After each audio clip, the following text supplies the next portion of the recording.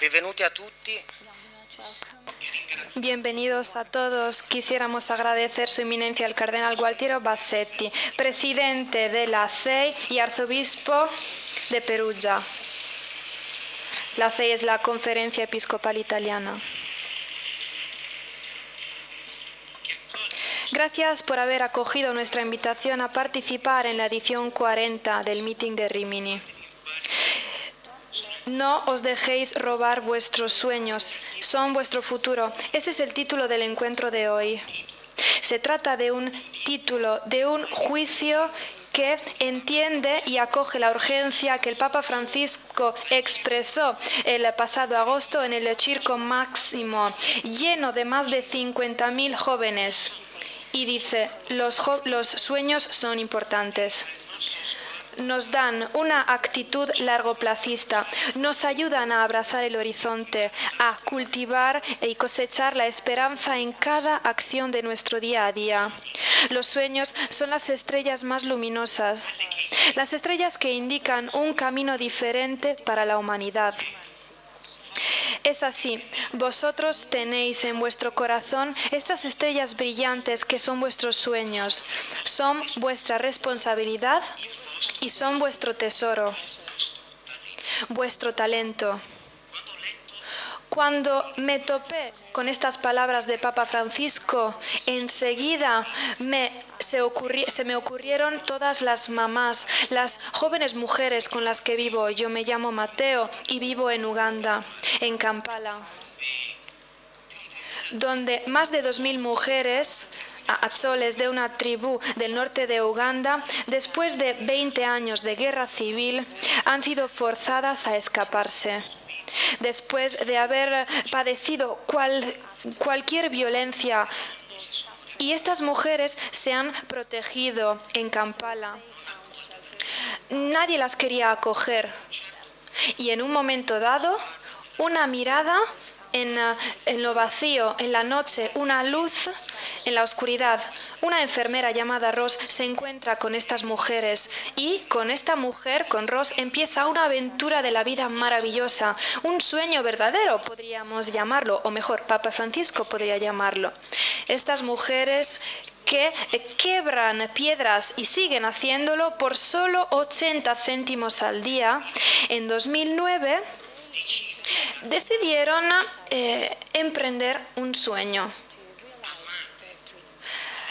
Amadas en la profundidad por la amistad con Ross y volviendo a descubrir el valor infinito que son estas mujeres, han decidido crear un lugar donde sus hijos pudieran vivir sus sueños, donde sus hijos pudieran descubrir su verdadera identidad, es decir, el hecho de ser amados, de pertenecer a algo. Y construyen una escuela gracias a la creación de 48.000 collares de papel reciclado, gracias al ayudo de AFSI, la ONG italiana, e invierten todo este dinero para construir aquella que a lo mejor es la escuela más bonita y más seria de casi todo África Oriental, la Luigi Giussani High School. Es increíble observar cómo dentro de un amor el sueño puede convertirse en una responsabilidad para todos, una responsabilidad social. Y Papa Francisco sigue diciendo que los sueños, o mejor, los grandes sueños son aquellos capaces de ser fructíferos. Y para seguir siendo sueños necesitan una fuente inagotable de esperanza, de un infinito que sopla adentro y que dilata. Los grandes sueños necesitan a Dios para no volverse espejismos o complejos de Dios. Esta fuente fructífera es la esperanza. Permítame decirles que estas mujeres que son mías, es así que las llamamos así porque en este amor todo te pertenece. Estas mujeres me pertenecen y yo pertenezco a estas. Estas mujeres en 2005 fueron afectadas por el huracán Katrina en New Orleans, y estas mujeres, por el amor que recibieron, van inmediatamente a hablar con Ross y dicen: queremos ayudar a nuestros amigos estadounidenses. Ni siquiera saben dónde está el New Orleans, porque el amor no tiene límites. No saben ni siquiera dónde se encuentra América, los Estados Unidos, y dicen: nosotros nos sentimos impulsadas a hacerlo. Estas mujeres nos pertenecen, recogemos dinero. Este dinero después llega a la ciudad. Estas mujeres, lo repito, quebran piedras, recogen $1,200 y los mandan hasta los Estados Unidos. Por una única razón, un único objetivo: no podemos dar lo que no tenemos. Damos solo lo que tenemos. Un hombre amado, una mujer amada, se da, se dona. Esto es lo único que puede dar. O en 2009 sufrimos un terremoto, el seísmo en Áquila, y estas mujeres, con su fuerza, con su tenacidad y con su valor, dicen: nuestra tribu italiana está sufriendo. ¿Pero cómo nuestra tribu italiana? Pues sí, claro que sí, porque para ellas todo es tribu. En Italia hay una única tribu, la que pertenece al Papa. Entonces pertenecen a la misma tribu del Papa y dicen: queremos ayudar la tierra afectada, violada, la tierra italiana. Los italianos son buenos a hacerlo todo, pero como nosotros quebramos las piedras, nadie sabe hacerlo. Ross, por favor, danos tres medios, 3 autobuses. Llegamos hasta Italia y nosotros los ayudamos a encontrar sus queridos que se han quedado debajo de los escombros. Ross, que dice: no podemos alcanzar Italia con los autobuses. Esto lo dice Ross. Y estas mujeres, instadas por este ímpetu, dicen: nos pertenece todo el mundo, entonces está bien, vamos a quebrar las piedras nosotros. No te preocupes, nosotros vamos a pedir dinero para conseguirlo. Y consiguen recolectar 2.000 euros para ayudar a la región y el Áquila. Estamos hablando de este tipo de sueño. Cuando yo oigo las palabras de Papa Francisco, pienso en ello, y siempre dentro de una pertenencia, como nos han demostrado estas mujeres, el sueño se puede volver una tarea. A esta mujer se le pregunta: ¿cuántos años tienes? Acababa de cumplir 18 años, pero responde: en el registro nacional tengo 18 años, pero en África no existe registro nacional. Lo decimos simplemente para hablar de forma más simple. Entonces dice que en realidad yo tengo 5 años, aunque en el registro nacional tengo 18, porque mi vida comenzó el 26 de febrero de 2014 a las 8 de la mañana. Hasta se acordaba del día de la semana. Corresponde a mi primer día en la Luigi Giussani High School, la escuela. Había llegado al colegio sin ganas de vivir. Hasta había intentado morirme, había intentado suicidarse. Porque las personas que habrían tenido que amarme, como por ejemplo mi padre, ya no me querían. Fui acompañada en mi clase por el director, y el profesor de la primera hora me acogió con una sonrisa maravillosa. Nunca nadie me había sonreído de esta forma en 14 años. Por eso yo hasta me di la vuelta para darme cuenta si estaba sonriendo a alguien diferente. En cambio, alguien detrás de mí me dijo: mira, está mirando justamente a ti. Después me preguntó cómo me llamara. Esto nunca me había pasado. Yo nací aquel día, aquel miércoles. Nací en aquel momento. Descubrí ser un valor infinito aquel día. Comenzó mi sueño. Ahora puedo decir con certidumbre que mi deseo es el deseo de enseñar, para poder comunicar la belleza y la verdad con la que yo me he encontrado. Entonces, Cardenal Bassetti, quisiera pasarle la palabra y agradecerla por la ayuda que podrá brindarnos en una temporada como esta, en una sociedad líquida como la nuestra, en la que el Papa Francisco sigue repitiéndonos: vosotros los jóvenes, o yo diría todos nosotros, todos los que viven este corazón joven, No nos podemos conocer si nos miramos al espejo, no nos podemos descubrir si estamos en el sofá, no estamos jubilados de la vida, aunque a veces nosotros nos jubilamos de la vida. Pero como dice Papa Francisco, encontrarme a mí mismo consiste en hacer, en ir a la búsqueda del bien, de la verdad, de la belleza.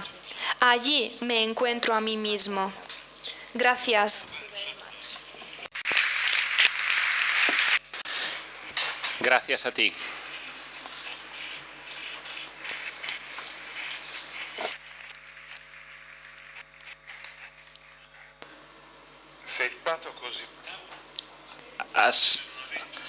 Has sido tan bueno que si no habéis escrito nada, habría que hacerlo. Gracias por esta introducción. En términos generales, el Papa Francisco, cuando acaba cada audiencia, al final de cada discurso, dice: rezad por mí. A mí me gustaría decíroslo ya: rezad por mí, desde el principio. Rezad por mí, ante todo, por esta misión difícil que llevo sobre mis frágiles hombros, pero al mismo tiempo porque que el Señor me inspire algo que pueda resultar verdaderamente útil para vuestra vida. He encontrado un fragmento, una cita de Thomas Mann, José y sus hermanos, que habla justamente del regalo, del don del hombre soñador. Jacob habla con su hijo perdido, que ha sido vendido a mercaderes de esclavos egipcios por parte de sus hermanos, que están envidiosos de él, tenían envidia de él. El padre cree que su hijo José ha muerto destrozado por una bestia selvática, y dice que mi corazón ardientemente tuviera predilección por ti, por amor de aquella mujer amada, su mujer Raquel, que murió en el parto. Tú que tenías los ojos de ella, su manera de mirar, cuando me apareció por primera vez entre las ovejas de Labán, y yo aparté la piedra del pozo y se me permitió besarla, y los pastores se alegraban. Lu, lu, lu. Yo entendí y seguí y conseguí retenerla hasta que el poderoso consiguió llevársela. Ella permanecía con su gracia en ti, y en el oscilante fluctuar de un rostro a otro, de la madre al del hijo José, él ve en el hijo menor, al que él regalará una túnica toda de un fragmento de tela con las mangas largas. Todo esto es significativo, y probablemente justamente para recordar a su esposa en el vestido que Labán había dado a su hija cuando se había casado con Jacob. Se dirige a este hijo, habla a este hijo, y es el hijo soñador, el hijo que sueña, el que interpreta sus sueños, y que será también para sus hermanos un don como hermano soñador. Si os acordáis, José se ha convertido en lo que se convirtió en lo que es, pasando desde la cisterna encerrado hasta virrey de Egipto, solo por sus sueños y por la forma en la que el Señor se comunicaba con él, hablaba con él. Y si él tuvo este beneficio, el beneficio fue que estos sueños los ha acogido, y es por estos sueños que él ha tenido que ha podido salvar a sus hermanos y a su familia cuando se han encontrado en una miseria total, y ellos se han debido dirigir a Egipto cuando se han sentido reconocidos, han tenido miedo cuando han visto que su hermano José les había reconocido. Ha dicho: ¿y ahora qué hará? Se vengará. Y él les dijo: yo soy vuestro hermano José, y lo que ha ocurrido en mi vida ha ocurrido para vuestra salvación. Es bellísimo releer toda su experiencia. Él relee toda su experiencia, incluso en los momentos más dramáticos, y la ve toda ella en función de la salvación de sus hermanos.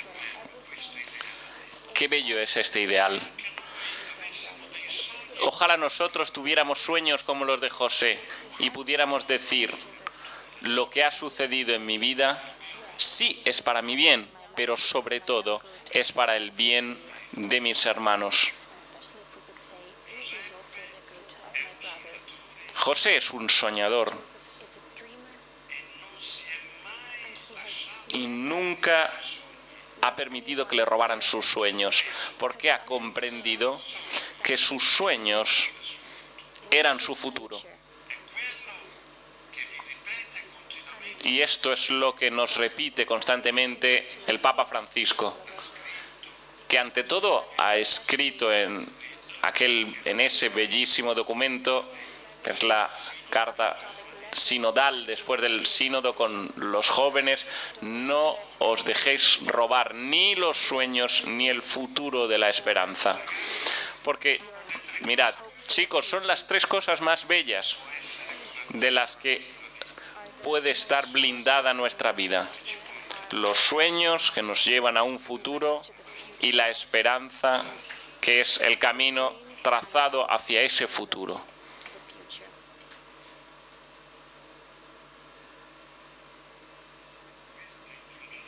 Esta introducción no estaba escrita en las páginas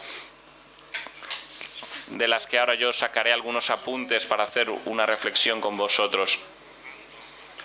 Pero cuando he encontrado este pasaje, este fragmento del escritor Mann, me he conmovido verdaderamente, porque he encontrado en ellas, en estas palabras, un pensamiento muy preciso y muy cercano al pensamiento sobre el que queremos reflexionar esta mañana en este acto.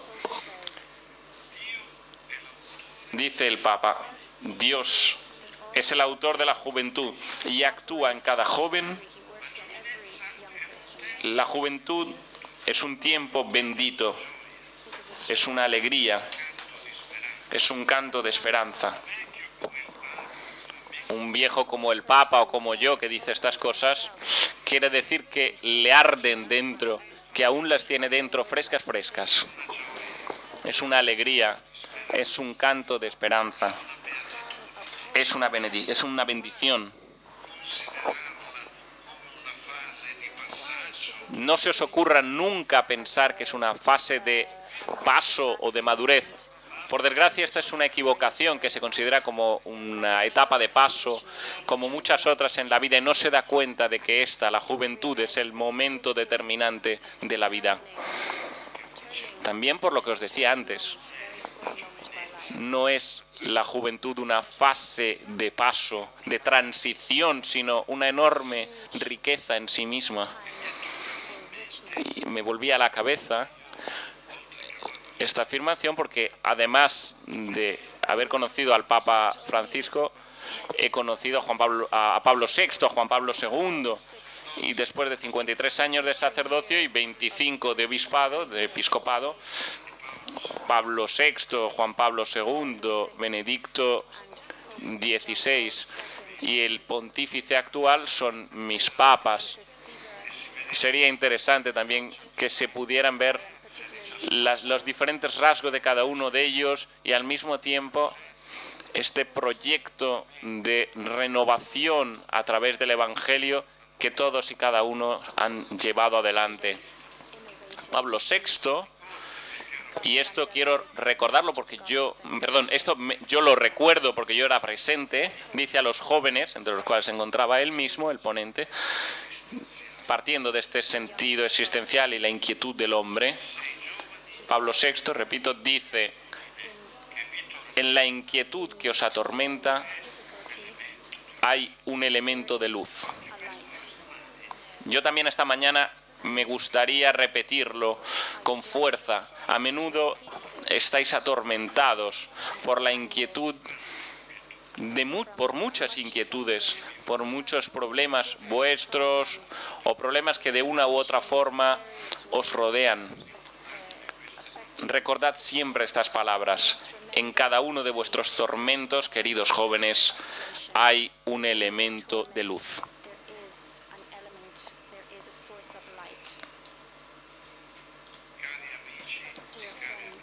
Queridos amigos, queridas amigas,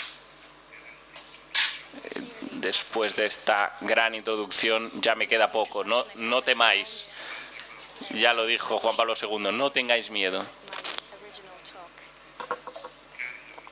Queridos amigos, me gustaría repetiros nuevamente, no dejéis que os roben los sueños, porque los sueños son vuestro futuro.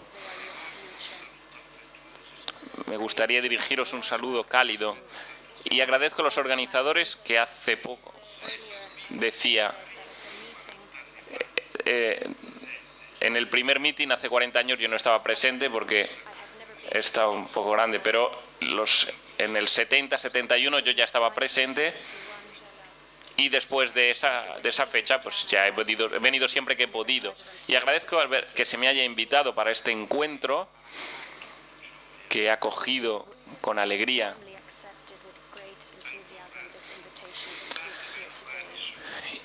Y repito una y otra vez, no dejéis que os roben los sueños porque son el futuro. Es un bellísimo título el que habéis elegido para este encuentro. Y es que es un título que representa un desafío porque hablar a día de hoy de sueños y de futuro, sobre todo cuando se refiere a los jóvenes, nos podría hacer pensar en una perspectiva de alejamiento en los pensamientos o bien despreocupación de la carrera, pero no es así.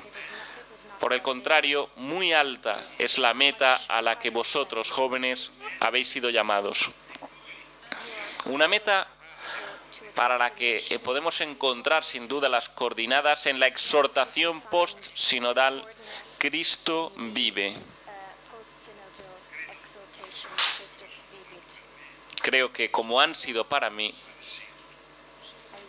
esas palabras en el sínodo, no sé si alguno de los que están entre el público estaban, seguramente alguno estaba, y sin duda estaba presente José Bernini, con esta enorme masa de jóvenes que se alargaba y alargaba hasta el infinito, con los cardenales vestidos de rojo y en el fondo esta figura del Santo Padre. Se formaba este vértice donde se encontraba el Santo Padre, atentísimo, que recogía, escuchaba todo. Era verdaderamente como una imagen de una cascada de problemas que salían y surgían, pero al mismo tiempo una cascada de luz y de esperanza. No dejemos que muera, por favor. No dejemos que caiga en saco roto este sínodo porque es un don precioso.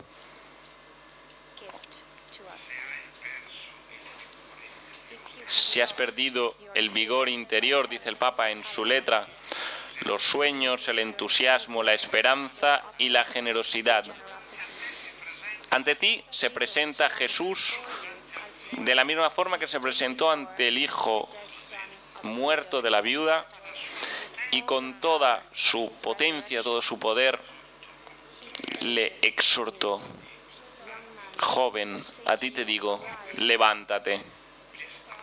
Yo creo que esta mañana el Señor dirige a todos, empezando por mí, una llamada para que nos despertemos del sueño, no porque nosotros nos debamos nutrir de ilusiones, nosotros tenemos la posibilidad de levantarnos de nuestro sueño interior, de nuestro recogimiento interior, porque dice el Papa, solo porque Cristo vive. Y es que Cristo es la más bella experiencia de este mundo. Dice el Papa, todo lo que Él, con la E mayúscula, toca, se vuelve joven, nuevo, lo llena nuevamente de vida. Él vive y quiere que tú estés vivo. Tanto el canto de Él no son palabras, son una experiencia de vida. comunicadas. Palabras comunicadas. La Iglesia, como dijeron Pedro y Juan ante el paralítico, ante la puerta bella del templo, Puerta Hermosa, no tiene, la Iglesia no tiene tanto oro o plata cuanto Cristo para comunicar. Cristo que está vivo, Cristo que es actual, Cristo que es presente. Y yo diría que es Él el que esta mañana, a través de las palabras del Santo Padre, nos habla y nos zarandea. Se trata, una breve reflexión, de un paso importante, de una transición importante, porque saca a la luz tres elementos importantes como mínimo que son indispensables para vuestra vida: la esperanza, la fe y la concreción. Ya desde hace muchas décadas en el discurso se habla de los jóvenes. Más que dejar hablar a los jóvenes, más que dar voz a los jóvenes a través de un lenguaje lleno de retórica y buenos sentimientos, con poca atención a vuestra vida concreta, queridos muchachos, y ante todo con un sentido bien discutible de responsabilidad hacia vosotros. Yo, cuando hablo de vida concreta, me refiero obviamente a una vida plena en la que la dimensión espiritual también está con un peso importante, una dimensión espiritual, no obstante, que no elimina ni la capacidad de soñar, ni mucho menos la voluntad de dirigirse al otro, de inclinarse sobre el otro. Bastaría esto, soñar como José el hebreo y dirigirse al otro como ha hecho el samaritano. En ocasiones se me dice, bueno, ¿ves que es más importante hablar a este o a este otro? Es más importante ayudar al italiano que no al extranjero. Y yo cito siempre a la parábola del buen samaritano. Se ayuda al que en ese momento necesita más ayuda. Y uno se dirige a aquel que ha caído y se ha herido en la estrada, quien está solo. Palabras del Evangelio, se tomó cuidado de él.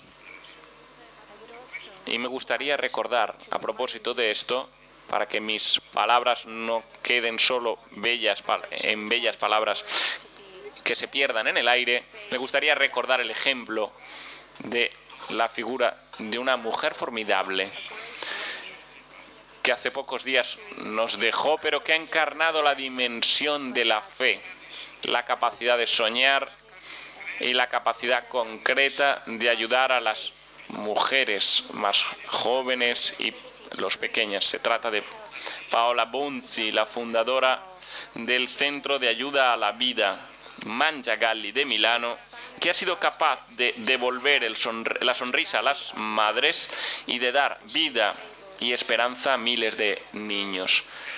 A Paula, que ha dedicado su vida por completo a los jovencísimos, querría decir, en mi nombre propio y de toda la Iglesia italiana, gracias, Paula, por todo lo que nos has regalado. La concreción de ir hacia el prójimo no está en contraposición con la capacidad de soñar.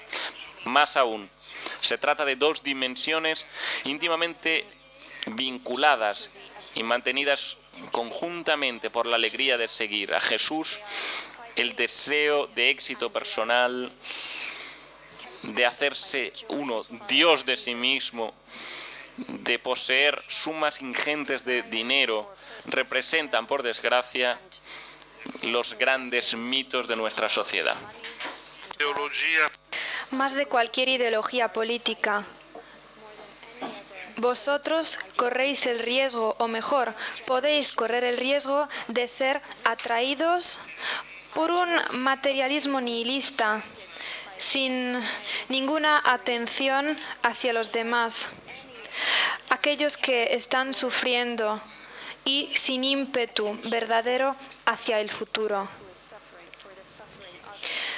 Hoy día, muchos jóvenes, influenciados por una sociedad hedonística, que demasiadas veces trivializa las amistades y las relaciones humanas, viven una vida ensimismados que no permiten valorar verdaderamente el sentido de vivir juntos, hasta que no entendemos que yo, que soy una persona, tal y como Dios mismo es una persona, puedo realizarme solo estando en relación con los demás, como Dios, Trinidad, se realiza a través de la relación con los demás.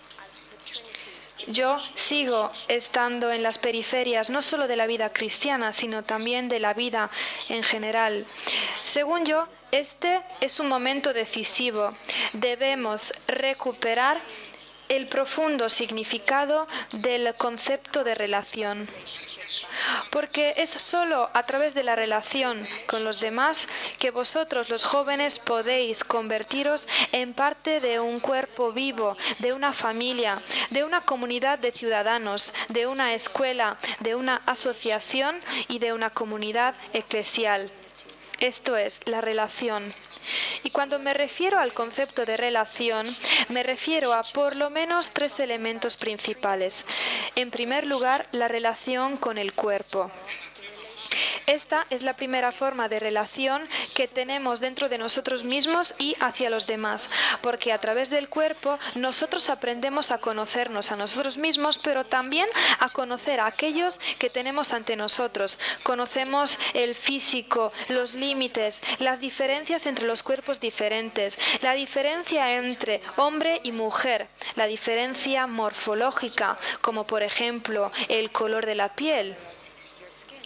Yo fui muy afectado cuando hice una visita pastoral, porque en un colegio donde había chicos blancos, había entre todos ellos una niña de color, una niña negra. Estos niños hablaban y en un momento dado esta niña empezó a llorar sin parar.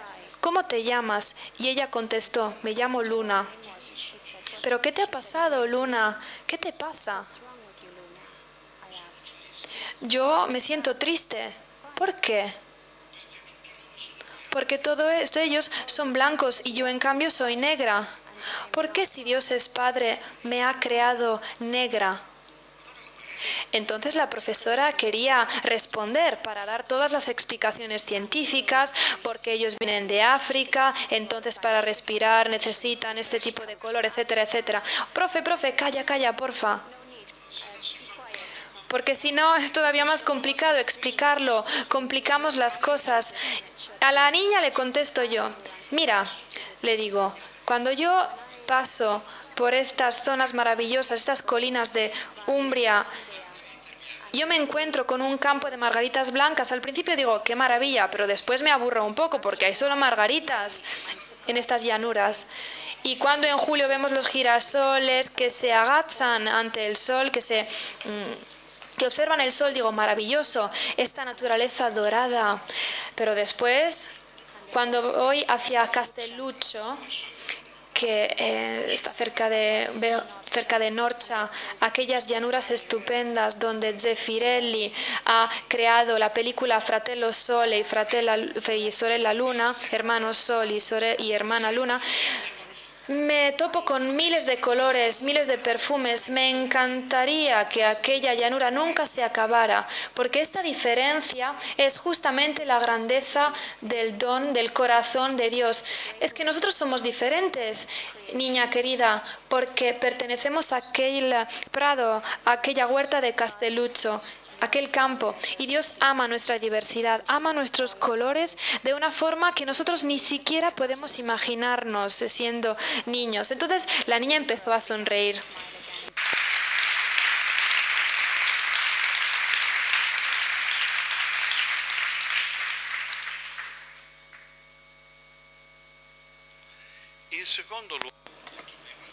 En segundo lugar, las relaciones interpersonales. A través de las relaciones con los demás, Todas las personas pueden volverse un miembro de un cuerpo vivo. Es parte de una familia, de una comunidad de ciudadanos, de una escuela, de una comunidad eclesial. Había un gran monje, Thomas Merton, que decía: ningún hombre es una isla por completo en sí mismo, sino que cada hombre es un pedazo de un continente, una parte de lo todo. Escribía Thomas Merton: cada uno es un pedazo de continente. Las palabras de este monje trapense nos instan a reconocer de esta forma que cada hombre y cada mujer, gracias al amor de Dios que obra en la vida de cada persona, nunca es solo, sino que pertenece a toda la humanidad. Él hablaba de un pedazo, de una parte, pero yo creo que es más justo decir fragmento, porque si yo hablo de parte, de pedazo, entonces me refiero a algo parcial. Por ejemplo, tengo una tarta y la hago diferentes pedazos, diferentes trozos, ¿no? Pero en el fragmento, que quizás no se puede percibir, en este fragmento es contenida toda la realidad de lo todo. Pongo un ejemplo. María, nosotros no pertenecemos a la Trinidad. Yo diría que esto es el pecado, la mentira más grande. Nosotros somos un fragmento de la Trinidad. ¿Por qué? Porque el hombre es la imagen de Dios y de alguna forma en su profundo contiene la realidad del Espíritu Santo. Lo decimos, somos templo de Dios. Nosotros pertenecemos, somos un fragmento de esta Trinidad.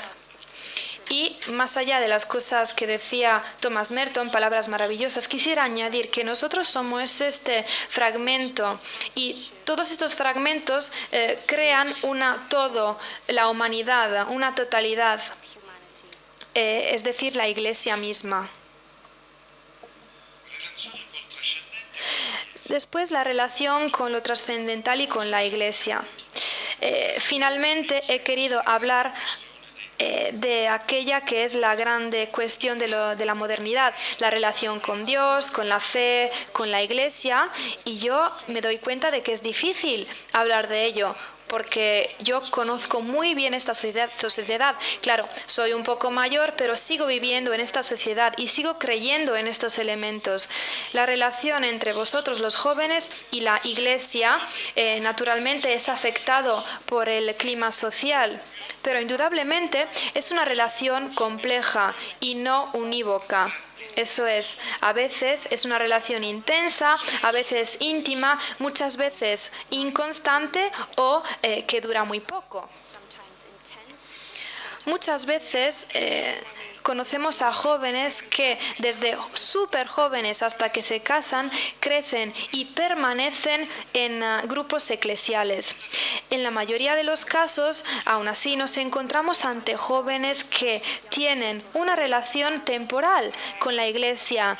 Cuando llega la adolescencia, esta relación en muchos casos se resquebraja hasta que se rompe.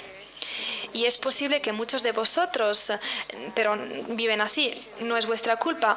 Quizás es por culpa de muchos escándalos en la iglesia, no tenemos que esconderlo. Y por eso esta relación se ha resquebrajado, se ha roto, quebrado. Y seguramente yo quisiera hablar justamente a vosotros. Muy a menudo, siguiendo un camino, un recorrido biográfico común y muchas veces caracterizado por escándalos, pues todo esto nos debe llevar a reflexionar profundamente y nos debe plantear interrogantes como pastores, familias y jóvenes. Efectivamente, a raíz de todo ello hay una cuestión gigante, una cuestión educativa que no se ha resuelto. Una educación a la fe, al valor de la vida y al saber vivir en la comunidad. Nunca, como hoy día, nosotros tenemos la responsabilidad de ser una iglesia en salida Y ya Pablo VI dijo que el hombre contemporáneo de hoy día escucha con más beneplácito los testigos con respecto a los maestros. Y aquí quisiera hacer referencia a otro episodio que me sorprendió profundamente. Estamos hablando del año 1969 o quizás 1970. Junto con algunos jóvenes de Florencia, de la aldea de la juventud de Giorgio Lapira y de Pino Arpioni, nosotros fuimos a un encuentro de Pablo VI. 400 jóvenes estaban ahí, muchísimos como vosotros hoy aquí. Eran tiempos difíciles. Desde hace poco habíamos visto el año 68. El Papa veía pocos jóvenes en aquella temporada.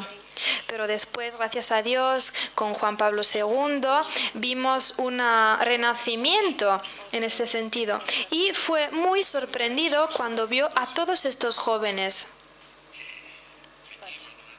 Jóvenes que incluso eran formados, que estaban bien juntos los unos con los otros.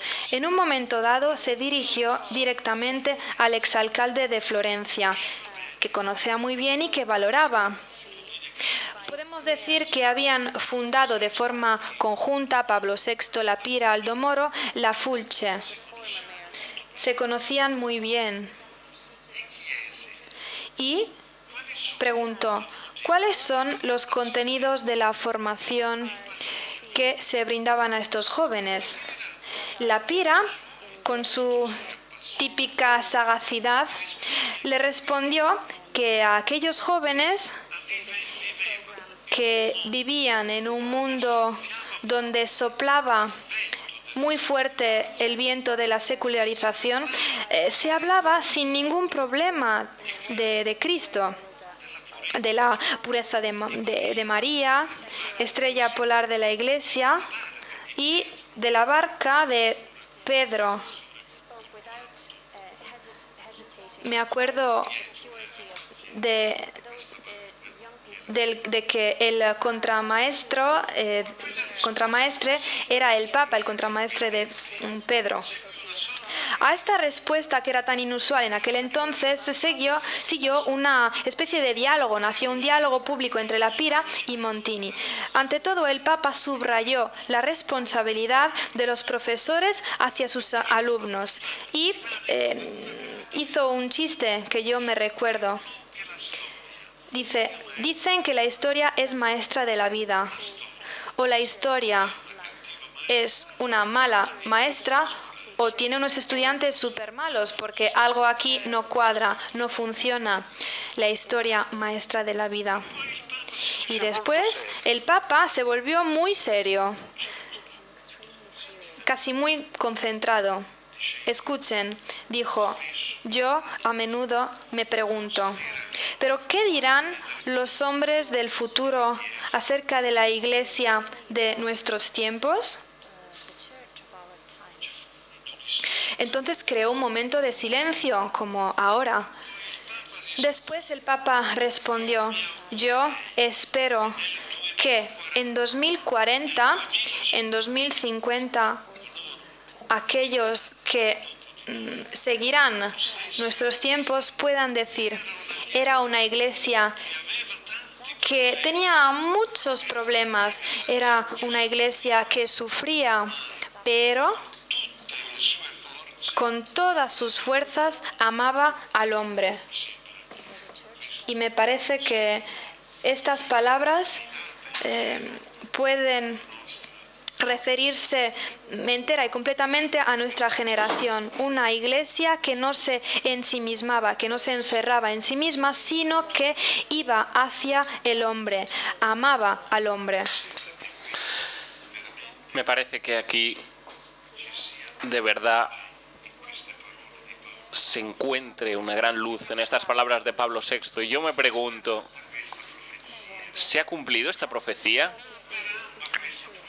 ¿Se está cumpliendo esta profecía? ¿Se está volviendo una verdad? Y si esta profecía debe llevarse a cabo como debe llevarse a cabo, ¿quién son los autores? ¿Quiénes son los responsables? Ante todo, no sois vosotros, si a través de lo que hacéis, de lo que vivís, lo que vosotros experimentáis, si pudieran decir, incluso los que vengan después de vosotros serán una generación de jóvenes muy problemática, pero nunca se ha encerrado en sí misma. Ha buscado con todas sus fuerzas amar al hombre.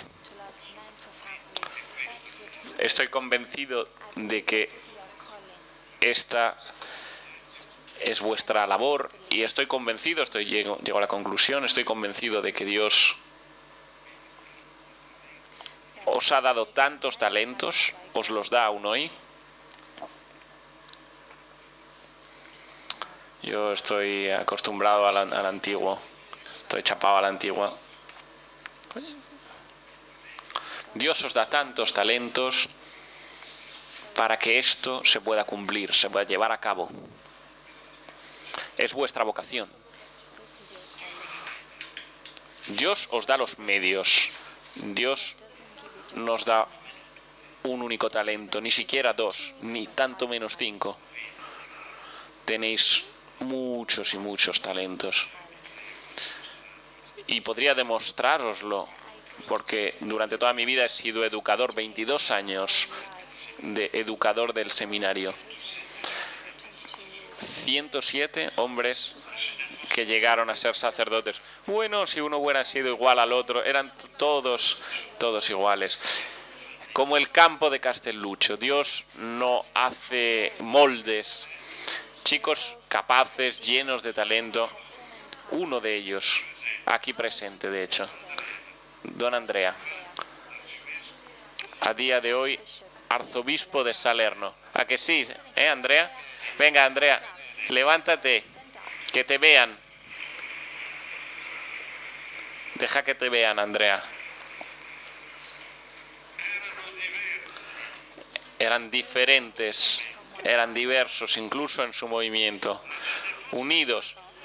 Pero si acaso hubiera habido uno, tú no te parecías en nada a Paulo, y vosotros y Paulo no erais similares a Giovanni, como tampoco erais similares a Milo. Qué maravilloso es el Señor cuando hace esta variedad y llena a cada uno de talentos. Vosotros tenéis muchos más talentos de lo que pensáis. Y yo estoy aquí para deciros, chicos, valor, ánimo. Ahí está el sínodo. Llevad a la plaza pública estos talentos. No los escondáis como aquel pobrecillo del Evangelio que tuvo miedo. ¿Habéis visto el miedo cuántos problemas nos genera? El miedo es parálisis, te encierra. No, este es el tiempo de gastar, de invertir estos talentos. Dejaros ayudar por vuestros sacerdotes y vuestros educadores. Preguntaros cuáles son mis talentos, qué puedo hacer yo. Y encontrad en la vida a quien os acompañe. Cuando yo fui en el 79, hace 40 años, y entraron todos los chicos de la clase de don Andrea, eran 15, porque había alguno también de otras diócesis. Bueno, un buen grupo. No habíamos visto nada tan grande hasta el momento y quizá nunca lo volveremos a ver. Todos con 19 años, ¿eh? Yo por aquel entonces tenía 37 años, se me llamó por parte del cardenal Menelli y se me encomendó ser rector y acompañar a estos jóvenes. Bueno, si en aquel momento no, como dice el proverbio florentino, no me cagué encima, entonces nunca lo haré. Por el miedo que me dio aquel encargo. Digo de verdad, ¿verdad, Andrea? El cardenal dijo, ¿qué te pasa? ¿Qué te sucede? ¿Qué problemas tienes? No estoy a la altura, le respondí, no tengo la preparación teológica, espiritual. El cardenal dijo, pues está bien, pues Pues lo estudias, hay un estudio teológico. ¿Y yo qué le puedo enseñar? Yo rebatí. Me miró, una gran sonrisa, y me parece que le veo aún, el viejo cardenal Benelli, muerto a los 60 años. Cómo habría mejorado la iglesia si hubiera vivido este hombre, toda la iglesia. Y Benelli me dijo, nada le tienes que dar.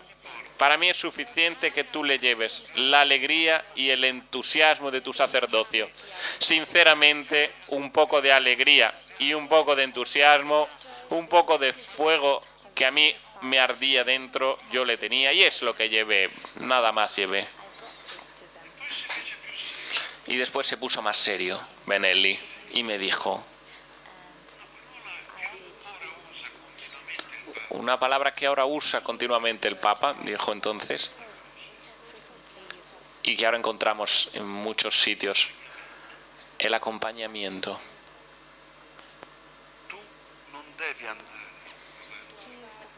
Tú no debes ir por delante de ellos, porque si vas por delante de ellos, tú eres el que les indicas el camino, y ellos son más jóvenes que tú, tienen sensores más fuertes que los tuyos. El camino lo encontrarán ellos, serán ellos los que te van a conducir, ellos encontrarán el camino. Y entonces a mí me vino a la cabeza una frase de la Pira cuando dijo: los jóvenes son como las golondrinas que encuentran la primavera, y el camino te lo indicarán ellos. Por tanto, tú no debes ir por delante de ellos, tampoco ir detrás de ellos, porque si tú vas detrás de ellos, podrían dar un paso en falso y caer en un barranco. Estate a su lado, acompáñales y camina con ellos. Y eso, queridos muchachos, y con esto cierro, esto es lo que os recomiendo a vosotros: estad uno al lado del otro, sosteneos y sed compañeros el uno del otro en el viaje de tantas personas. No se requiere, ya lo dijo el Papa Pablo VI, de tantos maestros. Hacen falta testigos que crean en lo que dicen y personas que sean capaces de cogerte la mano. Y repito, y con ello verdaderamente concluyo, las palabras de Francisco: Dios es el autor de la juventud y actúa en formas y modos diferentes. La juventud es un tiempo bendito. La juventud es una alegría. Pero ¿qué es que lo tiene que decir un viejo de 83 años? Vosotros deberíais decirlo porque lo vivís. La juventud es una alegría. La juventud, repite este hombre, es un canto de esperanza. La juventud es una bendición y no debéis considerarla una fase de transición en vuestra vida. Que sea más bien como el fuego que calentará vuestra vida y la vida de los demás. Concluyo con palabras de Tony Novello. Estuve hace algunos meses en su tumba, en la tierra donde él nació, la punta extrema de Puglia, Santa María del Leuca.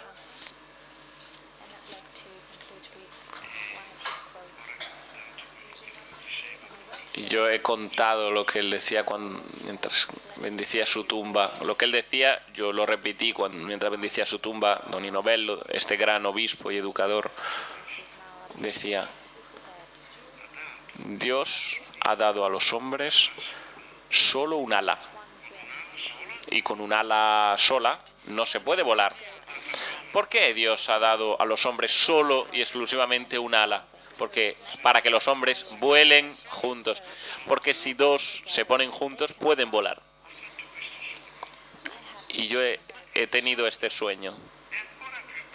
Pero es que el sueño es aún más hermoso, porque he visto que en el fondo, al final de toda esta masa de gente, estaba Jesús, y también Jesús tenía un ala sola. ¿Y sabéis por qué Jesús tenía un ala sola? Porque quiere unirse a nosotros para volar.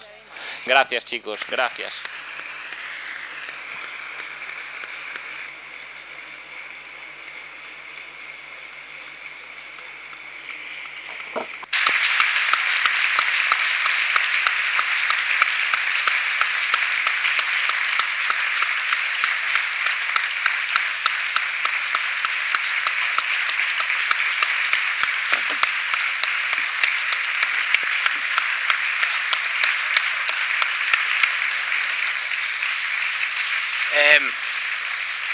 volevo, Su Eminencia,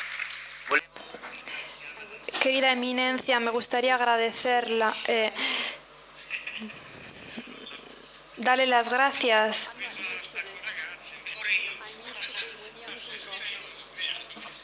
Ya me estaba escapando. Bueno, pero claro, tenemos que hacer todo lo que debemos hacer. Entonces, espero. Ha afectado mi corazón, el corazón de nuestros chicos, de forma sabia y con una familiaridad que me ha conmovido, ayudado y sorprendido. Entonces, ante todo, muchísimas gracias. También se me ha ocurrido una frase de Don Giussani a propósito de la juventud. En un momento dado, al principio decía: para muchas personas es un momento de pasaje, en cambio esta es una edad vital, fundamental, esencial. Y Giussani la llamaba de esta forma. Me ha sorprendido mucho. En la juventud confundida, perdida, ha llegado el tiempo del otro con la O mayúscula. El verdadero permanente del que estamos caracterizados, de la presencia sin rostro, la juventud y el tiempo del tú con mayúsculas, donde tu corazón está como en un abismo. Gracias a estas palabras hemos entendido que nuestro tiempo es el tiempo de Dios que está en relación con el hombre. Este fragmento que nosotros somos es un fragmento amado, respetado por Dios mismo. Muchas gracias.